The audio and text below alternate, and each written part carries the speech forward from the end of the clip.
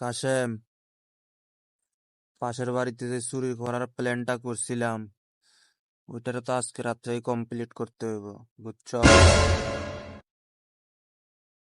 হ বদ্দা, ঠিক কইন।